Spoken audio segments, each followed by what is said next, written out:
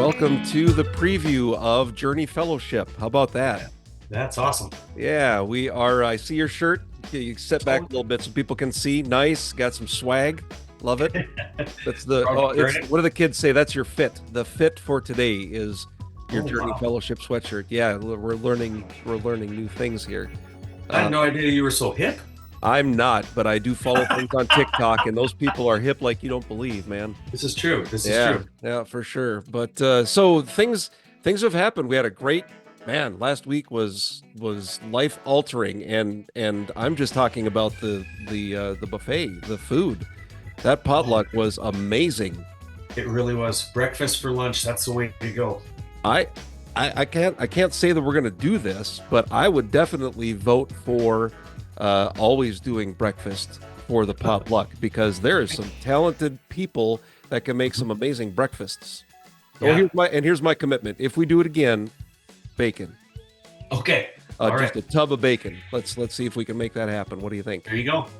Yep, we also voted on the formal change, right? We're formalizing the change from Prairie Heights to Journey Fellowship. Journey Fellowship, yeah. Yeah, so we need to get some new letters up. If you're watching this, there's some letters up here that say PH. Until we get the official new letters, we'll keep those. But it is Journey Fellowship Bismarck and Journey Fellowship Fargo, unless we go with East, West, or we'll have to figure that out. East side, West side. We can rumble sometime. We could do this. Yes. Oh, you got it. Don't sing the songs though, because no, I couldn't think of. Is it the Jets and the Sharks or something? That sounds right. And there was a song. Okay, so there is a song that I always remember, Maria. Yeah. The reason I remember that is because when I was in school, man, we're going way back here. When I was in school, we were taught the intervals. Intervals. Thank you. And Maria is the example for a major seventh. Maria, because there's very few songs that actually do that. Back in my day anyway, and that was the one that Mr. Waddingham used. So there you go, your history lesson and music lesson all wrapped into one. I feel like I've learned something already. That's what we're here for, right? Is these weird bits of trivia and just talking things out. This is real life, people. This is what we do. So in addition to our churches coming together and becoming one, last week we also talked about the third, seventh wondering of the world. Oh yeah, nice. Third, seventh, yeah. And we talked about what will happen to me and my family, and we ended up with some good information. We know the long term. I'm glad you addressed that. Everybody feels pretty confident in our long term, what's happening to me and my family, and some great advice on the short term coming out of Exodus. I thought that was kind of a cool connection that you made there. Oh, thank you. Awesome. Thank you.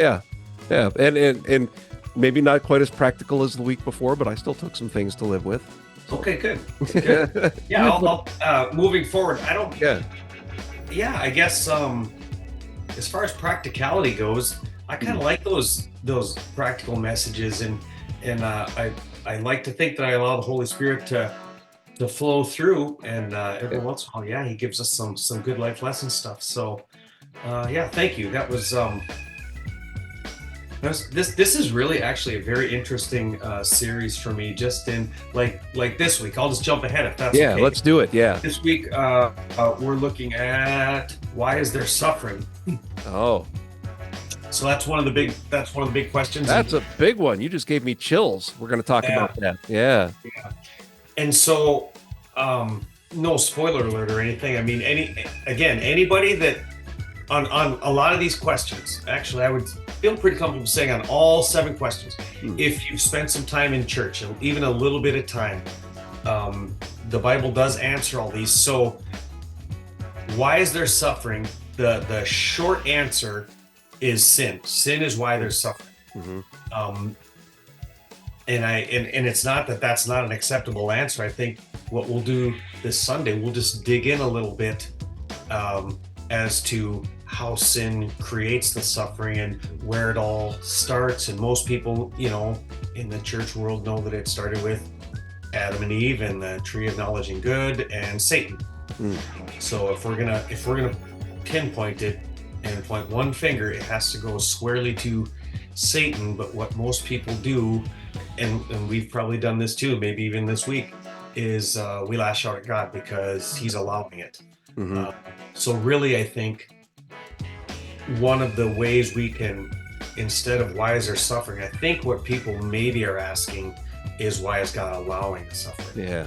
And Good. that's a little different question to answer. Yeah.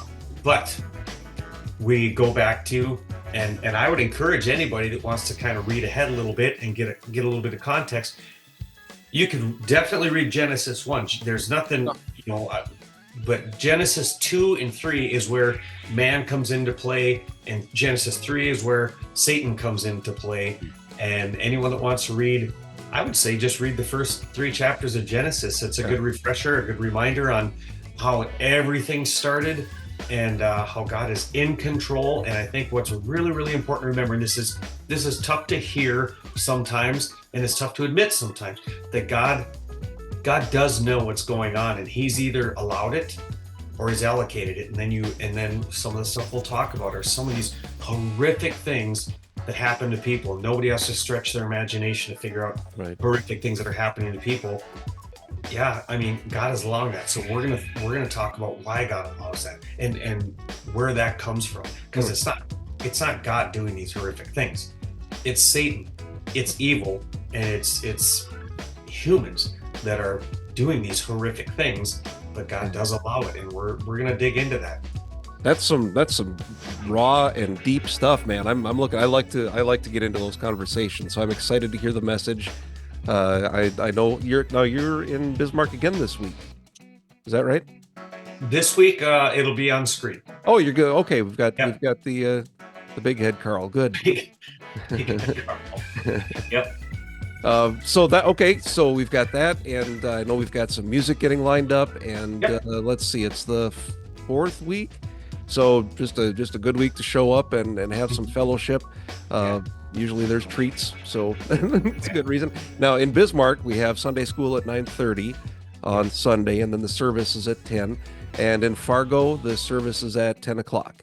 10 o'clock, yep. Yeah, so if you happen to be someplace out east and making your way back this weekend, great, stop in Fargo, see the service, and then come to Bismarck and see the so that's the dress rehearsal, and then in Bismarck we'll get to see it again, but it's the final polished version. Yeah, well, that's an word, polished, but sure. Yeah.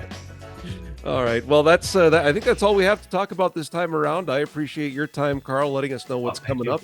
And I know we've got more to talk about in the weeks and months to come as we join together, Journey Fellowship, in how we're moving ahead. And it's this great place to learn about what's coming up if you're so inclined. So thanks everybody out there for joining us, and let us know if you want us to talk about anything in particular. We love having these chats. I do want to say one thing before we break.